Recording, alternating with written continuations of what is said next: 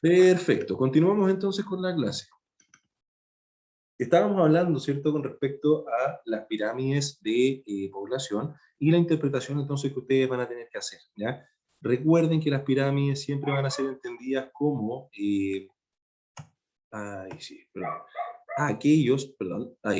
como aquellos, ¿cierto?, gráficos, sobre todo, que van a brindar información sobre una población, ¿ya?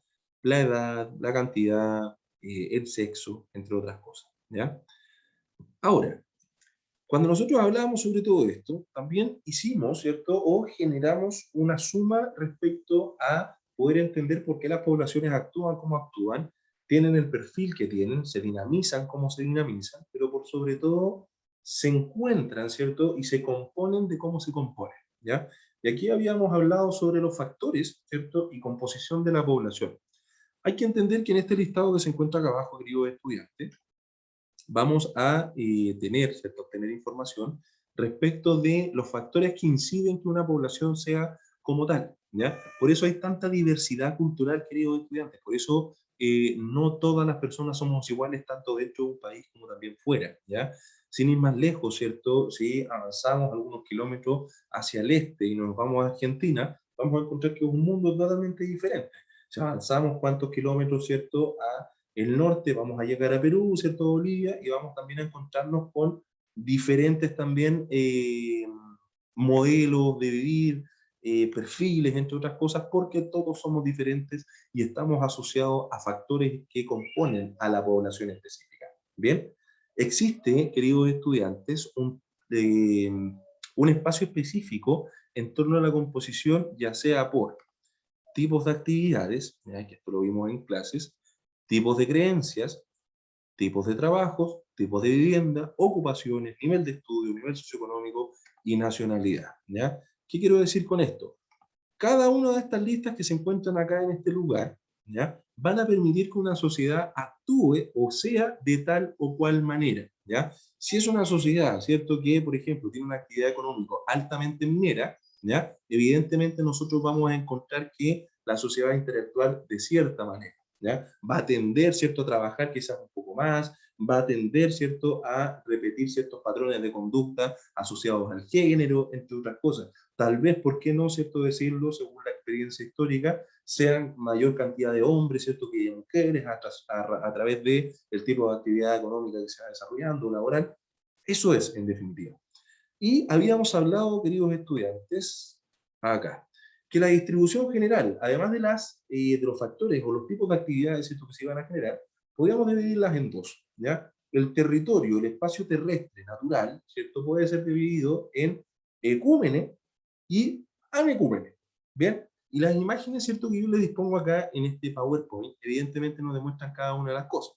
Cuando nosotros hablamos, ¿cierto?, sobre los espacios ecúmenes, hablamos sobre el territorio poblado y en constante movimiento, ¿ya? Efectivamente, esta es una imagen de Tokio, ¿ya?, en el día, por supuesto, que nos demuestra una alta concentración, que podemos nosotros interpretar servicios, ¿cierto?, que podemos interpretar urbanismo, que podemos interpretar un espacio altamente ecúmene por estar poblado y en constante movimiento, ¿ya? Mientras que en el espacio necúmene, ¿cierto?, que es como el que se ve acá, se va a entender como aquel territorio nulo o escasamente poblado, ¿ya? Ya sea porque las condiciones no lo permiten, ¿cierto?, las condiciones naturales, o porque no existe un interés mayor, ¿cierto?, para poder habitar estos lugares, ¿ya? Este es el desierto del Sahara, ¿ya?, que efectivamente, ¿cierto?, hay muy baja concentración humana en estos lugares, por sobre todo por el determinismo, ¿cierto?, geográfico, ¿ya? ¿Qué quiere decir esto? Porque las temperaturas, porque la escasez de agua, porque estas cosas no permiten, ¿cierto?, que nos podamos asentar de manera determinada en este lugar.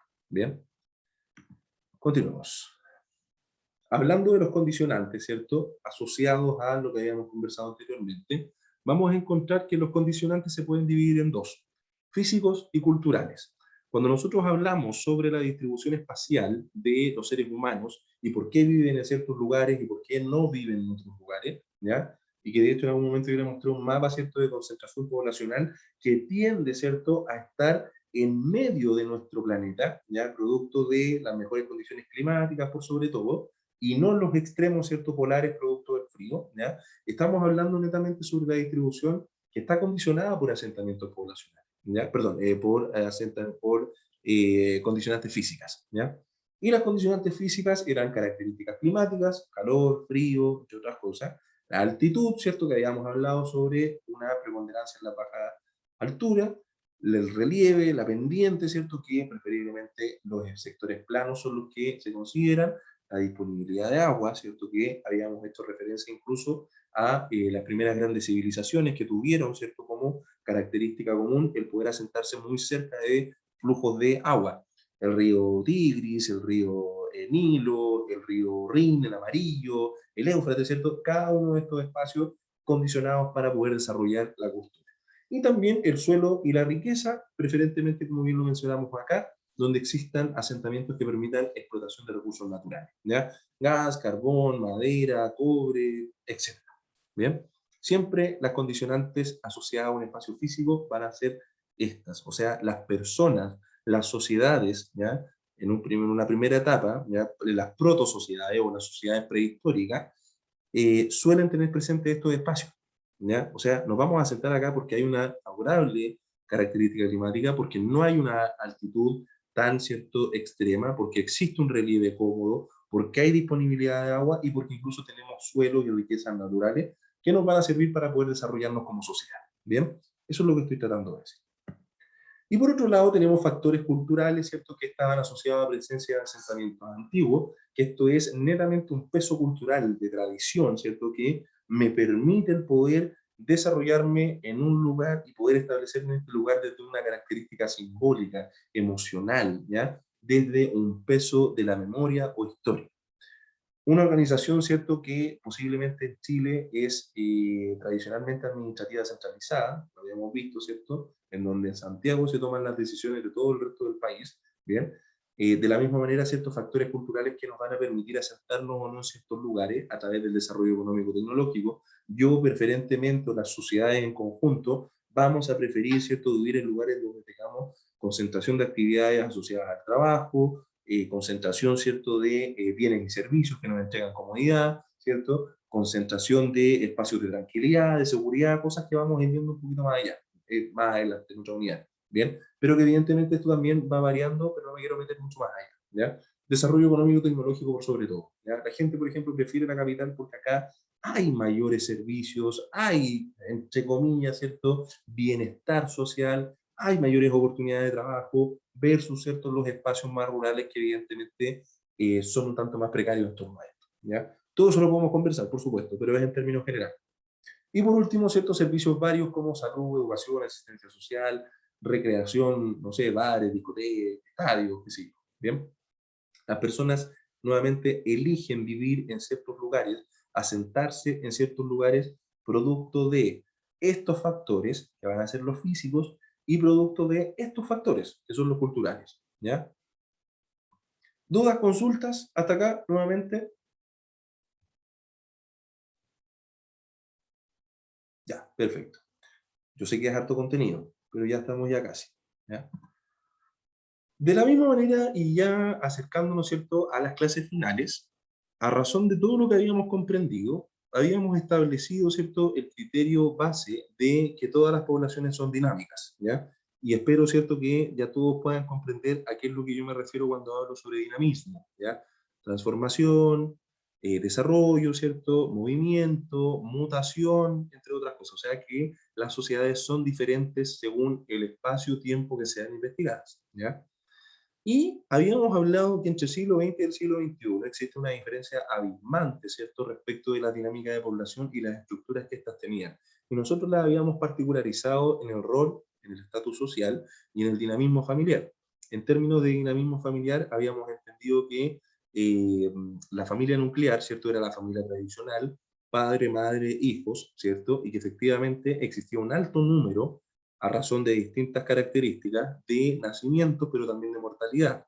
Habíamos hablado, ¿cierto?, que a partir del rol y el estatus que ocupaba la mujer, que estaba asociada a la economía doméstica y a la procreación, ¿cierto?, las tasas de natalidad se disparaban, ¿cierto?, eran mucho más altas, 10, 11, 15 hijos, y ustedes mismos esto lo habían mencionado, mientras que el hombre era catalogado, ¿cierto?, como el proveedor económico por sobre todo, ¿cierto?, del hogar, bueno o malo era, ¿cierto?, sí, y que efectivamente esto establecía cierto dinamismo social, ¿ya? Permitiendo o no ciertos espacios conjuntos. Y por supuesto habíamos comprendido que también la mortalidad era alta, ¿cierto? Porque, perdón, que la natalidad, ¿cierto? Era alta porque existía menos información en torno a la sexualidad, existía menos avances y desarrollo tecnológico, y existía también menos, ¿cierto? Desarrollo en torno a espacios preventivos respecto a embarazos, ¿ya? Y por su parte también, ¿cierto? Existía una alta tasa de mortalidad porque el avance y desarrollo tecnológico no era tan, ¿cierto?, desarrollado, para la redundancia, como lo es hoy día, ¿ya? Además, los trabajos, ¿cierto?, eran altamente diferidos, ¿ya? Con altas jornadas de trabajo, con trabajo netamente asociado a un espacio físico, por tanto la gente, ¿cierto?, se enfermaba más, se esforzaba más, vivía menos y no existía un sustento ni un bienestar social como el que posiblemente podamos hoy día optar producto de estas interacciones. Por tanto, la gente se moría, ¿cierto?, mucho más joven. Tú a los 60 años era un anciano, como diría, de 90 o 100, ¿cierto? La proyección de vida era mucho más baja, ¿cierto? Y también existía una alta tasa de mortalidad en torno a la natalidad, o sea, los bebés también morían mucho más, ¿ya? Producto de lo mismo que hemos estado destacando. Todo esto en el siglo XX. Por su parte, bueno, y también agregando, ¿cierto?, el concepto de la educación, ¿ya? Que la educación es un factor importante, y esto, queridos estudiantes, entendiéndolo como la educación como el único medio de capitalización real. O sea, ¿qué quiere decir esto? Que usted, a través de la educación, no desde la meritocracia, ojo, desde la educación, el desarrollo profesional y la preparación continua, usted puede ir escalando, ¿cierto? Porque no vivimos en una sociedad feudal, en una monarquía, puede ir escalando en términos de jerarquía económica, ¿ya? Y eso se entiende así en esta sociedad, ¿ya? En una sociedad que premia por sobre todo, ¿cierto?, el esfuerzo personal, en teoría, ¿ya? Siempre hablando en teoría. Y por otro lado, en el siglo XXI, miren, acá yo me equivoqué, queridos estudiantes, ahí falta un palito, ¿ya? Siglo XXI. En el siglo XXI, ¿cierto? Tenemos, por otro lado, un desarrollo, un avance en la medicina, priorización del rol de la mujer se abre, ¿cierto?, a pasos agigantados, una nueva posición dentro de nuestra sociedad, ¿cierto? Cambian, ¿cierto?, los conceptos de rol, ¿Ah? los conceptos de Sí, pues base, vamos. ¿cierto?, de estatus. ¿Alguien tiene alguna duda? ¿Carla? Para hasta las 10 nomás. Y ya son las. ¿Cómo le diga? ¿Carla? Ya, ya, Desactivamos su ya, no hay micrófono. problema, ya. Ya, lo vamos a activar. Ahí sí. Y por otro lado, ¿cierto?, tenemos el siglo XXI que habla sobre el desarrollo y el avance de la medicina, la priorización del rol de la mujer, la baja tasa de natalidad y la baja tasa de mortalidad, ¿ya? O sea, el desarrollo de una sociedad altamente digital asociada al bienestar, ¿ya?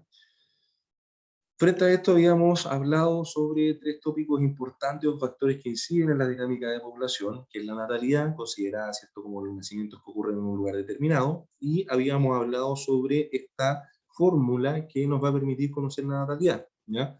Nacimientos en un año, ¿cierto?, divididos por la población total y multiplicados por 1000. Siempre asociado la natalidad a los nacimientos que ocurren en un lugar determinado bajo un espacio temporal determinado, ¿cierto? Y la natalidad tenía, ¿cierto?, su hermana, que era otro factor que incide en la dinámica poblacional, como la mortalidad, que por contraparte era aquella consideración del número de muertes en un lugar determinado y en un tiempo determinado, y que era, ¿cierto?, o podíamos entenderla con esta fórmula, que es idéntica, ¿cierto?, a la tasa de natalidad, pero acá en vez de la natalidad iban a ser las muertes. Entonces se toma, ¿cierto?, la muerte en un año, se divide, ¿cierto?, por la población total y se multiplica por 1000. Y de esa manera nosotros íbamos a saber cuál es en promedio la tasa de mortalidad, ¿ya? Ahí tienen unos pies de una persona muerta, para que lo vean. Y el último factor, que no es menos importante porque de hecho hay una pregunta que está directamente asociada y es una pregunta de desarrollo a esto, ¿ya? Y con esto vamos a ir cerrando. Un factor importante es la migración, ¿ya? Que hoy día, ¿cierto?, está latente, está en boga y más que nunca ha sido un tema, sobre todo para nuestra sociedad chilena, ¿ya? Que ha sido, ¿cierto?, hoy día transformada, dinamizada, cambiando, ¿cierto?, a través de el sincretismo cultural. Sincretismo se refiere, ¿cierto?, a esta mezcla de culturas entre los distintos, ¿cierto?, migrantes que han podido habitar en nuestro país, entre otras cosas buscando una mejor calidad de vida, ¿cierto? haitianos, venezolanos, peruanos, colombianos, chinos, árabes, italianos, franceses, qué sé yo, ¿ya? La migración, en términos generales, se refiere a los movimientos de población dentro o fuera de un territorio, ¿ya? Los cuales pueden ser periódicas o definitivas, ¿bien? Y ahí hay un factor tiempo de diferencia, y que evidentemente, ¿cierto?, nos ofrecen, ¿ya?, el traslado de personas a otros sectores producto de diferentes espacios, ¿ya? A diferencia de las que son las migraciones que son locales, ¿cierto?, o que son periódicas, que son por trabajo, por vacaciones, por azar. Las que son las que son, perdón, más prolongadas tienen que ver directamente con los aspectos de mejora de vida, expectativas laborales, inestabilidad política o social, entre otras cosas. Y dentro del concepto de migración vamos a identificar dos grandes actores, los emigrantes y los inmigrantes, ¿ya? Emigrante entendiendo, ¿cierto?, como el acto de trasladarse y salir del lugar determinado, y el inmigrante a la llegada de la persona, ¿cierto?, que es ajena al lugar donde está habitando. Bien, los factores de la migración, habíamos podido entenderlos, se basan en tres, ¿ya? La búsqueda de mejores expectativas de vida relacionadas con la conectividad de centros de primera necesidad, ya sea en relación a la salud, educación, trabajo, entre otras cosas. La gente va a otros países en búsqueda de una mejor calidad de vida, y eso es innegable. También, ¿cierto?, a través de conflictos sociales, o sea, el lugar donde yo estaba, ¿cierto?, perdió la estabilidad social, emocional, económica, política, y se transformó en un lugar altamente dañino para nuestra estabilidad, por tanto, tengo que irme a otro lugar. Por ejemplo, lo que está sucediendo hoy día en Israel y Palestina. Vean la televisión o infórmense más que nada, sería bueno. Y por último, la modificación de ambientes naturales, tales como personas que viven en el campo, que han tenido que trasladarse a la ciudad, ya sea por efecto de progreso, que la ciudad golpeó las puertas de su casa, de que el entorno ha sido modificado, por ejemplo, por la pérdida de tierras cultivables, ¿ya? Miren, y eso último, perdón, se entiende de la siguiente manera. Muchos de ustedes viven en Puente Alto, y muchos de ustedes llevan muchos años en Puente Alto. Si uno hace un recuento, ¿ya?, respecto a cómo era Puente Alto hace 40, 50 años atrás, Puente Alto era una comuna bastante más rural de lo que es hoy día, más similar a Pirque que a lo que es hoy, ¿ya? Con muchas chacras, ¿cierto?, con mucho campo, con muchas viñas, con mucho verde. Y efectivamente, a razón de la modificación de ambientes naturales y el progresismo, ¿cierto?, urbano, Puente Alto se ha modelado de otra manera, ¿bien? Que tengamos una autopista ahí al medio de Puente Alto ya habla sobre eso, ¿ya? Más allá de que nos sirva, pero efectivamente habla de eso. Queridos y queridas estudiantes, eso es lo que hemos visto durante todo el primer trimestre. Y todo y cada una de las cosas que han sido, perdón, mencionadas en esta clase van a entrar en la prueba, ¿ya? Hay preguntas, ¿cierto? La prueba, se los comento, tiene alrededor de 3 o 4 ítems. Un ítem de desarrollo de conceptos, ¿ya? O sea, le ponemos un concepto y usted tiene que decir qué concepto es, ¿ya? Explicar, ¿cierto?, este concepto. Sí, lo voy a mandar, no se preocupe del examen, ¿ya? Para todos ustedes yo voy a mandar, terminando la clase, envío el PPT. Por otro lado, tenemos, ¿cierto?, alrededor de 10 o 12 preguntas que son de alternativas, ¿ya? También con descripciones. Luego tenemos el análisis iconográfico, esto quiere decir de imágenes, ¿ya? Van a haber ciertas imágenes y a razón de un enunciado usted va a tener que hacer lo que estamos solicitando. Y por último, hay una pregunta de interpretación personal y por sobre todo de opinión, ¿ya? Nosotros acá queremos validarlos a ustedes como estudiantes y seres pensantes, sobre todo porque somos adultos. Siempre todos tenemos algo que decir, ¿ya? Entonces, ese va a ser el espacio para que usted pueda desarrollarlo. Ojo, que ese espacio va a medir argumentación, no va a medir, ¿cierto?, que la posición que usted va a tomar, porque nosotros le vamos a pedir que se posicione frente a una situación, ¿ya? Argumentación, reflexión y ortografía, ¿ya? Ojo, ¿ya? Van a escribir desde el computador, así que cuidado con la ortografía, ¿ya? Para que vaya mejorando. Y eso es toda la prueba, queridos estudiantes, ¿bien?